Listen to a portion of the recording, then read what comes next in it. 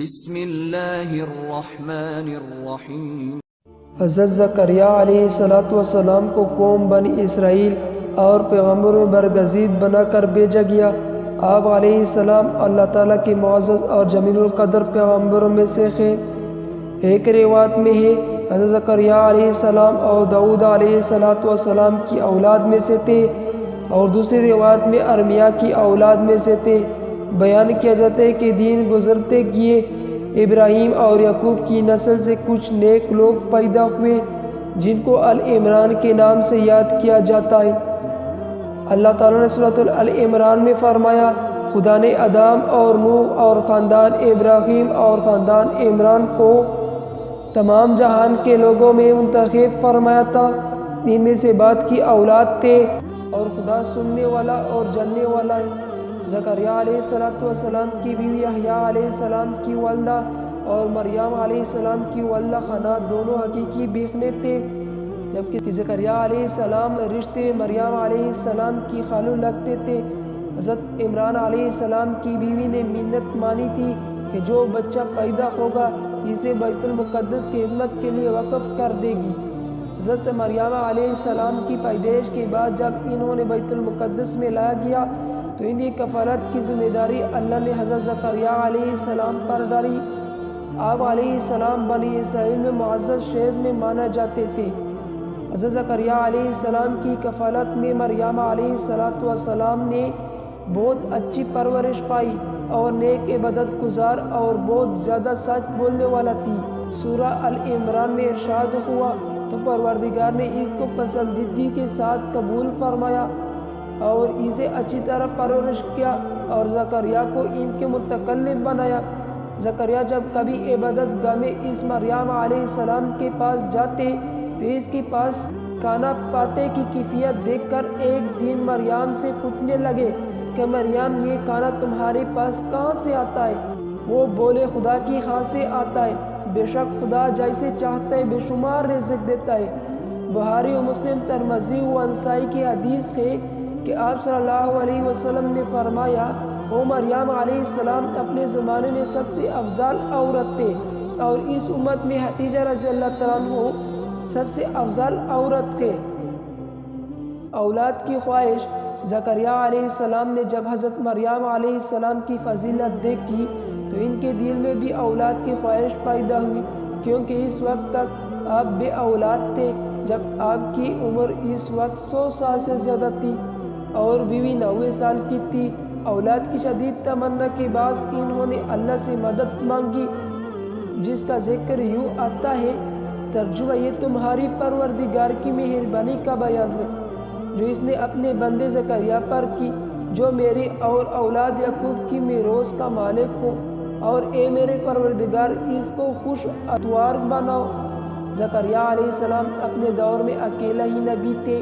ان کے دور میں اصحاب اور رشتہ دار میں کوئی قابل آدمی نہ تھا، تو ہم نے ان کی پکار سن لی اور ان کی حیا بخشے اور ان کی بیوی کو ان کی حسن معاشرت کے قابل بنا دیا۔ یہ لوگ لپک لپک کر نیکیاں کرتے اور ہمیں امید سے پکارتے اور ہمارے آگے عاجزی کیا کرتے تھے۔ دعا کی قبولیت۔ زکریا علیہ السلام یہ سن کر خوش ہوئے اور حیران بھی، کہنے لگے، پروردگار میرے خواہ کس طرح لڑکا ہوگا جس حال میں میری بیوی بن جائے اور میں بڑھاپے کی انتہا کو پہنچ گیا ہوں۔ اللہ تعالیٰ نے جواب دیا، حکم ہوا کہ اسی طرح ہوگا۔ تمہارے پروردگار نے فرمایا ہے کہ مجھے یہ آسان ہے کہ میں پہلے تم کو بھی پیدا کر چکا ہوں اور تم کچھ چیز نہ تھے۔ زکریا علیہ السلام نے عرض کیا کہ اے پروردگار، میرے لیے کوئی نشانی مقرر فرما دیجیے۔ فرما، نشانی یہ ہے کہ تم صحیح و سلام ہو کر 3 دن رات لوگوں سے بات نہ کر سکو گے۔ جب اللہ نے نشانی ظاہر کی، چنانچہ جب وہ وقت آیا کہ آپ علیہ السلام بول سکتے تھے مگر بول نہ پائے اور صبح و شام اللہ کی عبادت میں مصروف رہتے، یہ نشانی تھی کہ ان کے ہاں بچہ پیدا ہونے والا ہے۔ پھر وہ عبادت کی وجہ سے نکل کر اپنی قوم کے پاس آئے تو ان سے اشارے سے کہا، صبح و شام خدا کو یاد کرتے رہو۔ اللہ تعالیٰ نے سورۃ العمران میں فرمایا، وہ ابھی عبادت گاہ میں کھڑے نماز ہی پڑھ رہے تھے کہ فرشتے نے آواز دی کہ زکریا خدا تمہیں یحییٰ کی بشارت دیتا ہے جو خدا کی فیض یعنی عشق کی تصدیق کریں گے اور سردار ہوں گے اور عورت سے رغبت نہ رکھنے والے اور خدا کی پیغمبر یعنی نیک کاروں میں ہوں گے۔ اللہ نے انہیں یحییٰ کی روپ میں انتہائی فرمانبردار نیک صالح پرہیزگار اور عبادت گزار بیٹا عطا فرمایا۔ زکریا علیہ السلام اللہ تعالیٰ کا شکر بجا لائے اور قوم بنی اسرائیل کو واعظ و نصیحت کرتے رہے۔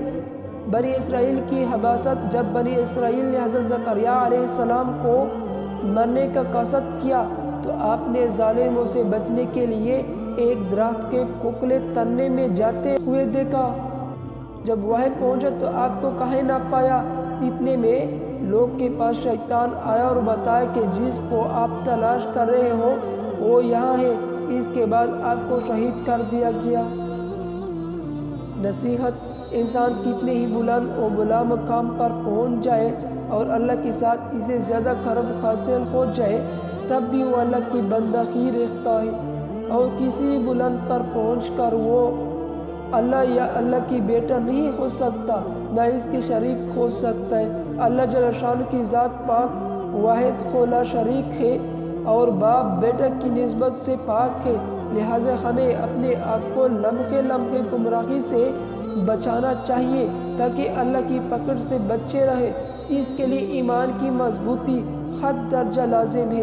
ایمان کے لیے لازم ہے کہ اس کے ساتھ اسلام میں پایا جائے، اسی طرح کی اسلام کے لیے شرط ہے کہ اس کے ساتھ ایمان بھی ہو۔ ایمان دین کی ہر اس بات کو دل سے سچا ماننے اور زبان سے ان کا اقرار کرنے اور اپنے عمل سے اس کو ظاہر کرنے کا نام ہے جو اللہ تعالیٰ نے اپنے بندوں پر مقرر کر دیا، جبکہ اسلام اطاعت، فرمانبرداری اور عمل کرنے کا نام ہے۔